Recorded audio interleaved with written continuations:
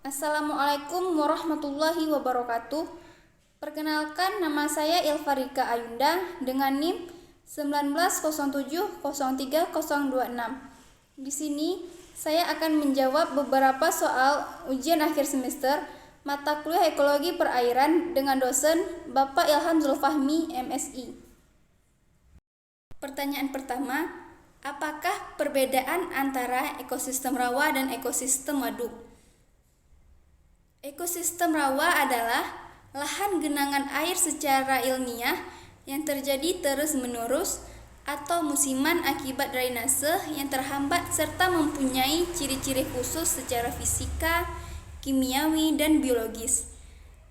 Sedangkan ekosistem waduk adalah danau alam atau danau buatan, kolam penyimpan atau pembendungan sungai yang bertujuan untuk menyimpan air sediaan untuk berbagai kebutuhan.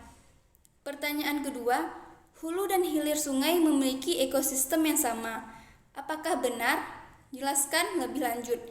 Ya, benar, karena hulu itu merupakan sebuah aliran sungai yang berada di atas atau disebut pusat sumber sungai atau awal aliran sungai yang terletak di daerah pegunungan atau perbukitan.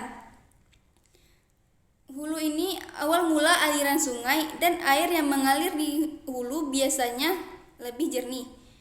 Sedangkan hilir adalah sebuah aliran sungai yang berada di bawah yang merupakan ujung akhir aliran sungai atau biasa disebut dengan daerah tempat berakhirnya sebuah aliran sungai.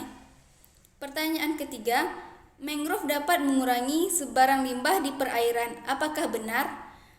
Benar, mangrove dapat mengurangi sebaran limbah di perairan karena hutan mangrove itu dipenuhi akar pohon bakau atau berlumpur. Akar tersebut berfungsi dapat mempercepat penguraian limbah organik yang terbawa di wilayah perairan. Sedangkan fungsi dari hutan mangrove itu juga dapat membantu mempercepat proses penguraian bahan kimia yang mencemari laut, contohnya minyak dan deterjen. Selain itu juga sebagai penghalang alami terhadap angin laut yang kencang.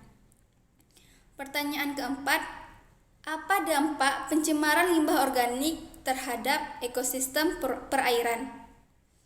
Pembuangan limbah organik dapat menyebabkan peningkatan mikroorganisme atau kesuburan tanaman air, sehingga menghambat masuknya cahaya matahari ke dalam air. Hal ini menyebabkan berkurangnya kandungan oksigen terlarut dalam air, sehingga mengganggu keseimbangan ekosistem di dalamnya. Dan juga kualitas menurun, masalah kesehatan, pemekatan hayati. Pertanyaan kelima, apakah pencemaran berpengaruh terhadap pelestarian ikan? Bagaimana mekanismenya? Pencemaran berpengaruh terhadap ikan di lingkungan laut, yang mana dapat mengakibatkan buruk sedemikian rupa, seperti kerusakan keberlangsungan kehidupan laut sehingga berbahaya bagi kesehatan manusia. Gangguan kegiatan di laut juga termasuk penangkapan ikan.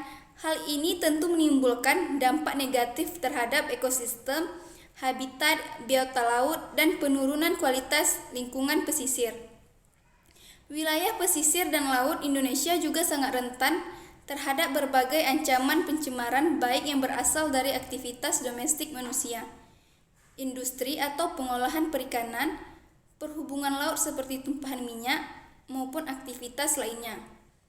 Ancaman tersebut juga apabila tidak ditangani secara tepat dapat mengakibatkan semakin meluasnya dampak negatif terhadap kehidupan manusia dan biota.